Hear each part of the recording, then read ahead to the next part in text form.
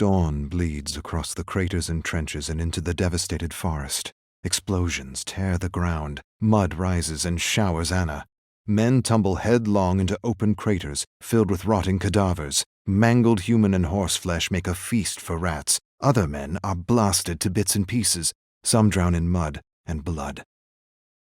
The brutal savagery of these human animals amuses Anna. She's never been so entertained. They are worse than hungry wolves fighting over a carcass. Some speak words she understands. Others speak words foreign to her ears. A pathetic scream like nothing she's heard suddenly startles her. She follows the source of the sound into the decimated forest, where she sees a small canvas tent and Russian soldiers guarding foreign prisoners. She watches them all evening. She watches horrified when they execute one of the horses for dinner. So much meat wasted due to sloppy butchery.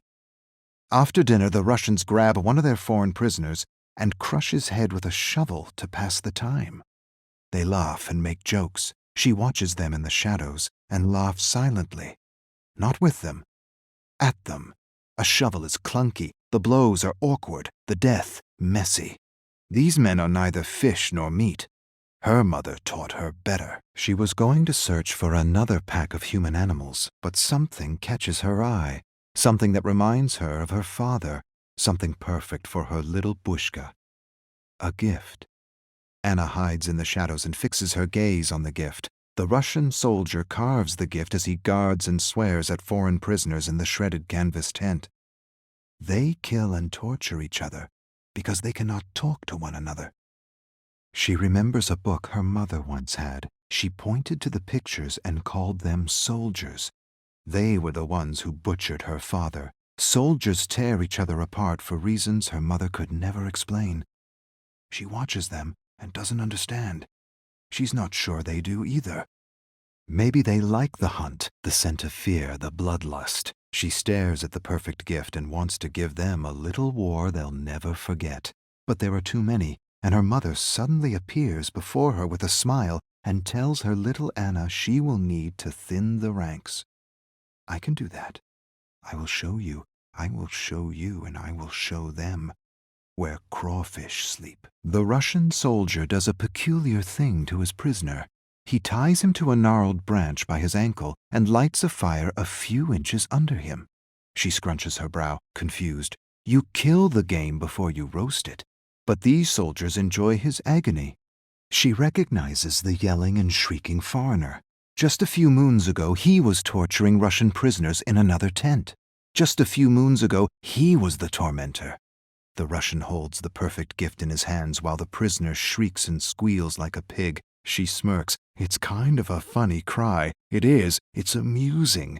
The Russians make jokes and imitate the squealing cry. She fights down explosive laughter. It's the most ridiculous sound she's ever heard. The sound of an approaching soldier suddenly startles her. She wheels to see a glittering bayonet rushing her. She evades and grabs the pathetic scrawny man by the neck, curls her calloused fingers around his bulging apple and yanks with devastating fury. With a choked gurgle, he collapses and lies dead on the ground with his throat torn out. She returns her attention to the laughing Russians and the squealing human swine. She smiles. They'll all be making similar sounds when she's through with them. 4 Russian soldiers lurk around the tent searching for their missing comrade. Anna stealthily tracks one soldier, inching closer and closer with every step. Poor pea-green mule. He has no sense these will be his last few breaths.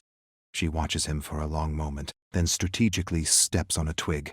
The crack makes him turn, but before he meets Anna's gaze, her axe splits his nose between the eyes, smashing his teeth and severing his tongue.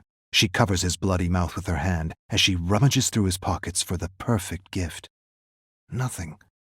She raises her hand to let the choking, gurgling sounds lure the other 3. Carefully they approach with their bayonets raised and ready. She grinds her teeth in fury and bloodlust. She rolls their comrade's severed head in their midst. A moment of shock, and it's all she needs as she leaps out and drops 2 soldiers with one lash of her axe. The other soldier rushes in with a scream, and she meets him with a sweeping stroke that severs his head clean off the torso. A geyser of blood erupts as his headless torso staggers stupidly back and forth as though searching for its lost head. The torso staggers forward, then pitches backward and collapses. The sounds of another attack reach her before the blade. She lashes left and right, and the body collapses in mangled pieces. The soldier stares at the pieces of his body around him in terror. She laughs and thinks about that story her mother used to tell her. Sorry, Yetso. Can't be put together again. Anna finds these soldiers curious. Where once the Russians and foreigners were roasting each other alive, they are now working together to survive her attacks. They are calling her a ghoul, a monster of the forest, saying she is a Bodark. Together the soldiers dig pits and sabotage their camp. Anna toys with them. She's outnumbered, and she knows it. She weakens their senses by depriving them of sleep. Every night she approaches their camp, sings a lullaby, then howls like a Bodark. The soldiers wake in a frenzy and scuttle in terror as she returns to her cabin to sleep with her little one. She rests for a few hours and then returns to her little war to reignite a cycle of terror. 1 or 2 sleepless nights and they'll be ripping each other apart.